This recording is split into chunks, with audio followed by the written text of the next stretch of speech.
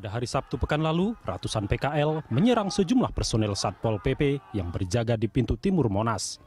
Tidak hanya itu, PKL juga merusak 6 motor dan 1 mobil Satpol PP serta fasilitas di kawasan kuliner Lenggang, Jakarta, hingga mengakibatkan kerugian 100 juta rupiah. Geram dengan insiden ini, Gubernur DKI Jakarta Basuki Cahayapurnama atau Ahok berniat segera mempersenjatai Satpol PP DKI. Personel Satpol PP akan dipersenjatai alat kejut listrik, gas air mata, dan senjata peluru karet. Selain untuk perlindungan diri, langkah ini bertujuan mencegah aksi-aksi anarkis yang kerap dihadapi saat bertugas. Satpol PP DKI Jakarta sebenarnya sudah memiliki senjata api sejak 2003, namun jarang digunakan karena lebih mengutamakan upaya persuasif. Wacana mempersenjatai Satpol PP dengan senjata api bukan kali ini digaungkan Basuki Cahayapurnama. Di tahun 2013, Ahok pernah berniat mempersenjatai Satpol PP dengan senjata api, baik berpeluru tajam maupun peluru karet. Namun hal ini urung terlaksana karena Joko Widodo, Gubernur DKI Jakarta saat itu, justru memilih mengandangkan senjata api, pentungan, dan tameng Satpol PP. Lalu, apa kini sudah demikian mendesak Satpol PP dipersenjatai? Apakah ada kriteria atau syarat tertentu bagi personel yang diizinkan membawa senjata ini? Bagaimana mencegah agar senjata tidak diobral untuk menyakiti masyarakat? Mengingat saat masih dibekali pentungan saja, Satpol PP dikenal kerap bertindak beringas saat bertugas. Timbang senjata Satpol PP, itulah tema dialog kita pagi ini. Dan untuk membahas topik ini telah hadir di studio pengamat kebijakan publik Universitas Indonesia, Dasril Guntara. Selamat pagi Pak Dasril Guntara, selamat datang di Berita 1. Dan pemirsa, kami juga mengundang Anda untuk memberikan komentar lewat SMS ke 0811 833 5551 atau melalui pesan telepon di nomor 021 52 900 308 atau 021 52 900 311. Baik, dengan Pak Dasril Guntara, kita sudah lihat tadi tayangannya seperti apa, bagaimana kejadian latar belakangnya. Tapi tanggapan Anda nih terhadap rencana Gubernur DKI Jakarta mempersenjatai Satpol PP? Ya, pertama-tama saya pengen menyampaikan begini, Mas. Bahwa yang namanya sebuah law enforcement itu penting. Gitu kan, bagaimanapun menjaga ketertiban segala macam itu juga adalah bagian dari upaya-upaya untuk supaya menjaga masyarakat menjadi tertib. Dan dalam hal ini Pemprov DKI Jakarta dan mungkin barangkali di semua pemerintah daerah memiliki satuan polisi Pamong Praja untuk membuat sebuah ketertiban bagi masyarakat. Tentu upaya ini perlu sangat diapresiasi. Karena bagaimanapun juga salah satu tanggung jawab pemerintah adalah itu. Gitu. Tapi kemudian kalau kita kembali lagi berkaca pada permasalahan seperti yang terjadi dan respon dari Pak Gubernur, dalam ini Pak Ahok, ingin mempersenjatai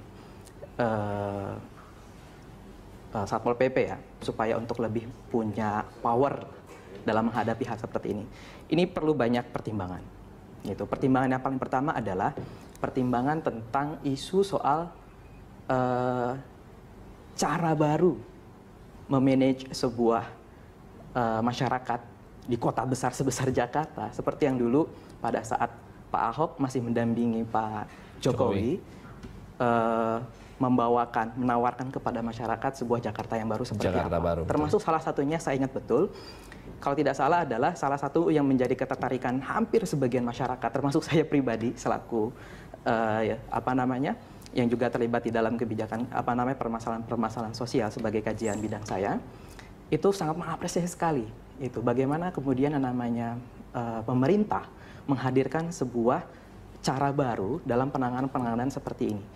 Saya rasa permasalahan isu PKL, kemudian terjadinya kerusuhan segala macam itu udah cerita lama, gitu kan? Cerita yang sangat lama yang terus berulang-ulang, gitu kan? Dan kejadian bukan hanya di Jakarta, hampir di semua wilayah kota, terutama kota-kota besar. Tapi yang menarik adalah bagaimana kemudian era Pak Jokowi dan Pak Ahok saat itu membawa sebuah pendekatan baru, yaitu sebuah pendekatan intervensi sosial atau social engineering. Itu kan luar biasa sekali. Saya pikir nggak mudah loh untuk melakukan sebuah itu. Nah, kemudian ada sebuah trigger, ada sebuah stimulus yang kemudian akhirnya di zaman Pak Ahok yang harusnya sih nggak jauh-jauh lah ya, karena kan beliau bagaimanapun juga dulu satu paket gitu kan. Apa namanya, kok pendekatannya kembali lagi ke zaman sebelum-sebelumnya gitu ya. Itu. Jadi, nah, Anda lihat apa mendesak memang Satpol PP perlu disenjatai seperti itu keadaannya? Pertama begini Mas, yang perlu dilihat adalah tugas Satpol PP itu sejauh mana sih wewenangnya. Karena kan kalau kita melihat Satpol PP sudah dilindungi oleh undang-undang ya, sudah dibuat sebuah peraturan Permendagri, khususnya untuk terkait senjata sendiri kan memang secara khusus ya di Permendagri 26 tahun 2010 itu. Dan kita juga lihat dan kita juga tahu sebenarnya senjata apa sih senjata yang memang sudah diatur oleh pemerintah yang harus digunakan, yang boleh digunakan oleh Satpol PP. Saya pikir itu adalah senjata-senjata yang memang tujuannya untuk melindungi diri, terutama melindungi diri si Satpol PP-nya, gitu kan. Terus kemudian kalau kembali lagi ke tugas Satpol PP sendiri adalah tujuannya adalah untuk mengemong masyarakat, membina masyarakat. Kan pamong ya? Betul, makanya namanya pamong gitu kan. Kalau tindakan represif saya pikir itu tugasnya sudah tugas kepolisian. Kepolisian, oke. Nah, tapi kita ngomong faktanya lah ya Mas ya, bahwa di lapangan memang kita tahu Satpol PP itu sering sekali mendapatkan tindakan represif, ya kan, ya, kekerasan segala macam. Apa pendekatan yang kurang tepat harus diperbaiki atau gimana ya? Betul, itu yang menjadi salah satu isu yang seharusnya menjadi pembahasan yang lebih komprehensif ya. Artinya begini, kalau misalkan yang ditawarkan oleh Pak Ahok itu adalah pada saat kemudian terjadi seperti itu kan sangat reaktif sekali. Ya, betul. Gitu kan, saya pikir untuk seorang Pak Ahok, masa sereaktif itu gitu loh. Saya pikir kalau misalkan beliau seperti sereaktif itu, apa bedanya beliau juga dengan PKL-PKL yang juga reaktif gitu. Saya pikir mungkin coba dicari benang permasalahannya apa. Saya pikir kan solusi itu ada justru di permasalahan itu sendiri gitu. Mungkin bisa jadi selama ini yang menjadi catatan adalah pendekatan dan apakah memang sudah pernah dievaluasi upaya pengemongan yang dilakukan oleh Pamong Praja terhadap para PKL. Itu mungkin jadi catatannya. Karena begini juga Pak, ya bagaimanapun kita ya selaku orang yang tinggal di dekat Jakarta, kebetulan saya tinggal di Depok kan,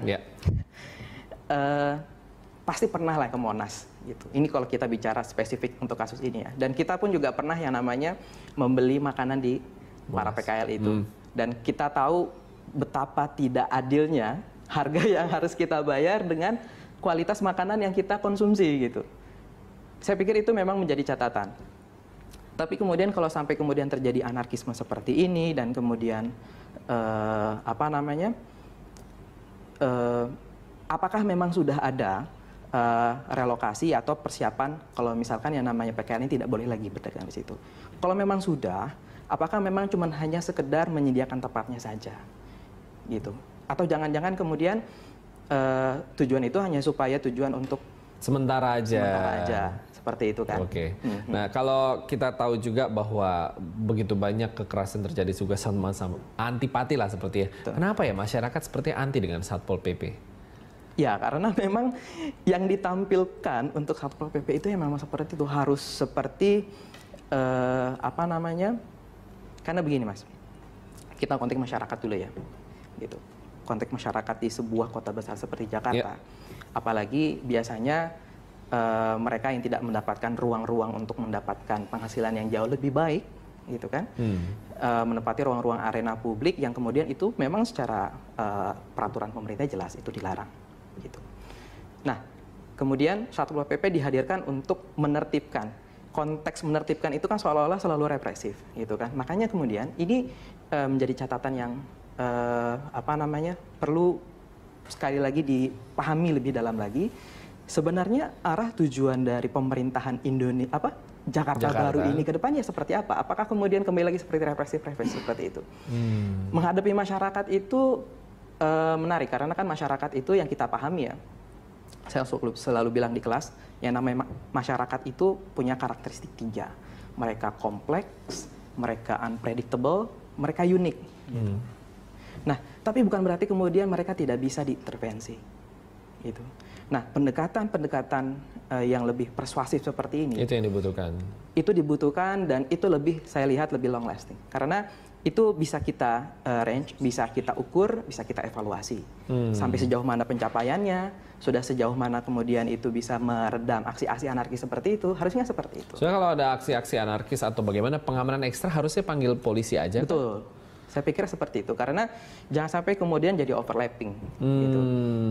Mungkin juga tampilannya lebih diperhalus lagi gitu ya, yang tadi pakai seragam gitu. Saya pikir dulu dengan salah satu kebijakan yang diambil oleh Pak Jokowi pada saat Pak Jokowi menjadi gubernur ya, dengan mengganti kepala Satpol PP sementara dengan perempuan, saya pikir itu juga salah satu cara untuk memperhalus ya. Memperhalus. Tapi memang itu bukan cuma sekedar begitu aja, gitu kan. Coba dibuat program yang lebih spesifik, yang jauh lebih memiliki output yang jelas. Kalaupun nanti kemudian terjadi yang namanya anarkis kembali, itu kan bisa dikatakan sebagai unexpected outcome, gitu kan.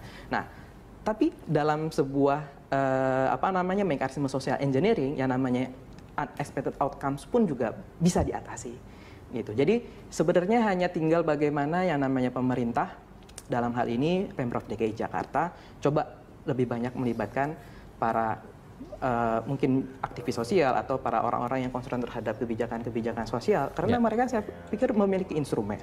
Betul. Mereka punya pengalaman, mereka punya the will to improve gitu untuk sebuah tatanan kota Jakarta yang jauh lebih baik, gitu. Baik. Tanpa kekerasan tentunya. Kita akan lanjutkan untuk di segmen berikutnya. Tetap bersama kami pemirsa, kami akan segera